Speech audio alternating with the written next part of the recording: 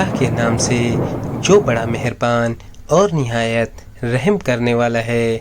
میرے معزز سامعین کرام، جیسا کہ عرض کرتا چلوں کہ صحابہ کرام رضی اللہ تعالیٰ عنہ کی تربیت آپ صلی اللہ علیہ وسلم کے زیر صدارت پروان چڑھی۔ آپ صلی اللہ علیہ وسلم کی تربیت کا یہ عالم تھا کہ صحابہ کرام رضی اللہ تعالیٰ عنہ فرماتے ہیں کہ خدا کی رحمت ہو اس شخص پر جو میرے عیب بتلا دے، اور حضرت سلمان فارسی رضی اللہ تعالیٰ عنہ سے اپنے عیوب پوچھا کرتے تھے۔ اب آپ پوچھیں گے کہ وہ صحابہ کون تھے؟ وہ صحابہ تھے حضرت عمر رضی اللہ تعالیٰ عنہ۔ جب حضرت سلمان فارسی رضی اللہ تعالیٰ عنہ آپ کے پاس تشریف لائے تو آپ نے فرمایا، کوئی ایسی بات بھی ہے جو میری تم تک پہنچی ہو جو تمہیں بری معلوم ہو؟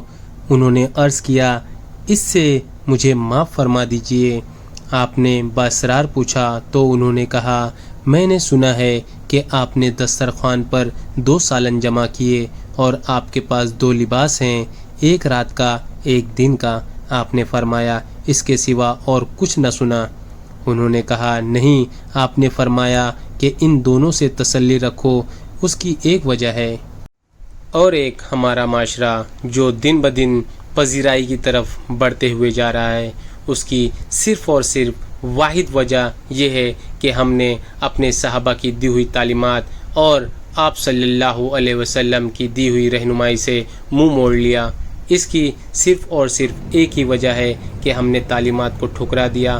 ہم نے زمانہ دور کے حاضر جو بھی لکھے لفنگے ہیں ان کو ہم نے مسیحا مان لیا، سیلیبریٹی کو ہم نے رہبر مان لیا، اپنے علماء کی تعلیمات کو ہم نے ٹھکرا دیا، ہم نے ان کو اپنا رہبر بنا لیا جو فحاشی کو عام کرنے اور برائی کو پھیلانے والے ہیں۔ مجھے اس بات پر علامہ اقبال کا ایک شعر یاد آتا ہے، تو کتنا اٹھائے گا اس شخص کو اے فیصل، تو کتنا اٹھائے گا اس شخص کو اے فیصل، جب وہ خود ہی اٹھنا نہ چاہے۔ معزز سامعین کرام، میں آپ سے بس اتنا عرض کرنا چاہتا ہوں کہ دور حاضر میں ہمیں اپنی نوجوان نسل کو آگاہ کرنا ہی ہوگا کہ تم کس طرف جا رہے ہو، نیکی یا بدی، گمراہی یا رہنمائی۔ تمہیں اس بات سے بالکل آگاہ کرانا ہوگا اپنی ان نسلوں کو جو کہ بھٹکتی ہوئی جا رہی ہیں۔ میں آپ کو دراصل اس بات کی طرف اشارہ کرنے جا رہا ہوں کہ آج کا نوجوان کس طرح بے خوف و خطر اپنی زندگی گزار رہا ہے، جبکہ ہمارے صحابہ کرام کا عالم یہ تھا کہ خوف کے مارے روتے اور بلکتے تھے۔ خوف خدا اور خوف آخرت کا یہ عالم تھا کہ حضرت عمر بن عبدالعزیز رضی اللہ تعالیٰ عنہ کے پاس جب ایک لونڈی آپ کی خدمت میں حاضر ہوئی اور سلام عرض کر کے گھر میں چلی گئی جو کہ مسجد تھی، اس نے 2 رکعت نماز پڑھی اور پھر نیند کے مارے سو گئی، اور سو ہی رہی تھی کہ خواب میں روئی، اور جب جاگی تو آقا کی خدمت میں آ کر عرض کیا، یا امیر المومنین، میں نے اس وقت عجیب معاملہ دیکھا۔ آپ نے پوچھا، معاملہ کیا ہے؟ اس نے کہا، میں نے دیکھا کہ دوزخیوں کے واسطے دھڑ دھڑ جل رہی ہے، پھر پل لا کر اس کی پشت پر رکھا گیا ہے۔ آپ نے فرمایا، پھر کیا ہوا؟ اس نے کہا، پھر عبد الملک ابن مروان کو لائے اور اس پل پر اس کو چڑھایا، جو وہ تھوڑا ہی جانے پایا تھا کہ پل الٹ گیا اور وہ دوزخ میں جا پڑا۔ آپ نے فرمایا، پھر کیا ہوا؟ اس نے کہا، پھر عبد الملک کے بیٹے ولید کو لائے اور اس کو پل پر سوار کیا، وہ بھی تھوڑی دیر چلا تھا کہ پل نے کروٹ بدل لی اور وہ دوزخ میں جا گرا۔ آپ نے فرمایا، پھر کیا ہوا؟ اس نے کہا کہ سلیمان بن عبد الملک کو لائے، پھر پل پر چڑھایا، وہ بھی تھوڑا ہی چلا تھا کہ پل ترچھا ہو گیا اور وہ دوزخ میں جا گرا۔ آپ نے پوچھا کہ پھر کیا ہوا؟ اس نے جیسے ہی کہا کہ میں نے آپ کو دیکھا کہ آپ کو لایا گیا، بس اتنا ہی کہنا تھا کہ ایک دفعہ ایسی چیخ ماری کہ بے ہوش ہو کر گر پڑے۔ پھر وہ لونڈی اٹھی، آپ کے کان میں پکار پکار کر کہنے لگی کہ اے امیر المومنین، بخدا میں نے یہ دیکھا کہ آپ بچ گئے، بخدا میں نے یہ دیکھا کہ آپ نے نجات پالی۔ ہر چند کے وہ کان میں چیختی رہی، مگر آپ برابر نعرے مارتے مارتے روتے رہے اور پاؤں دے دے کر مارتے رہے۔ چیخ کا یہ عالم تھا کہ بے ہوش ہو گئے۔ اسی لیے میں ہمیشہ کہا کرتا ہوں کہ اللہ نے ہمیں اپنا نائب بنا کر بھیجا ہے۔ دنیا کی تکلیفیں اور صعوبتیں برداشت کرنے کے بعد ہمیں جو وقت ملے اس سے ہمیں فکر آخرت کرنی چاہیے، جس کی وجہ سے ہم اپنے دین و ایمان پر قائم رہیں گے۔ جیسا کہ عرض کرتا چلوں کہ ہم نے اپنے نوجوانوں کی رہبری کے لیے کچھ سوالات و جوابات کا سلسلہ جاری کیا تھا، جو آپ کی خدمت میں عرض ہے۔ ہجرت کسے کہتے ہیں اور ہجرت کب ہوئی تھی؟ دین کی خاطر وطن چھوڑ کر دوسری جگہ چلے جانے کو ہجرت کہتے ہیں۔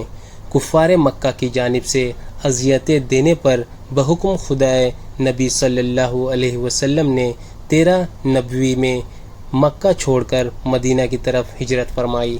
دوسرا سوال عرض ہے کہ سفر ہجرت کے دوران غار سور میں حضور صلی اللہ علیہ وسلم کے ساتھ کون تھا اور اللہ نے حفاظت کے لیے کیا انتظام کیا تھا؟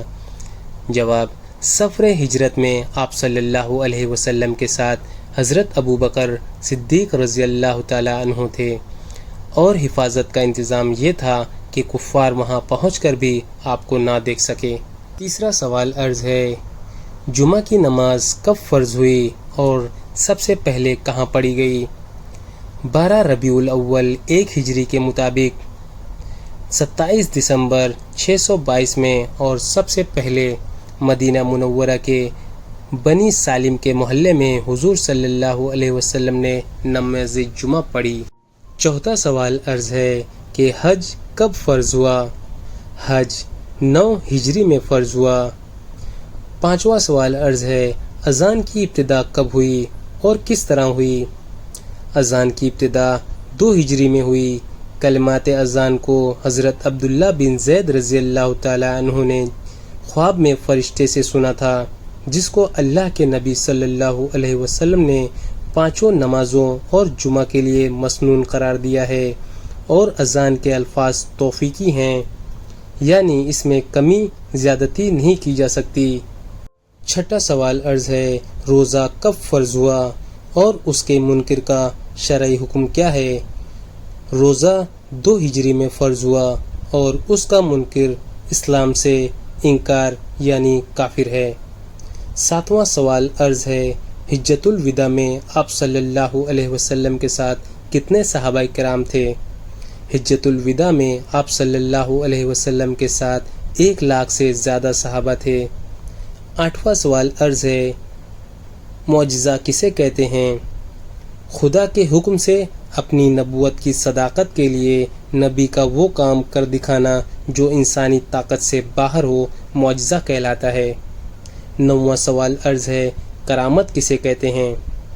اللہ تعالیٰ اپنے نیک مومن بندوں کی عزت افزائی کے لیے خلاف اسباب جو کام ظاہر کرائے اسے کرامت کہتے ہیں۔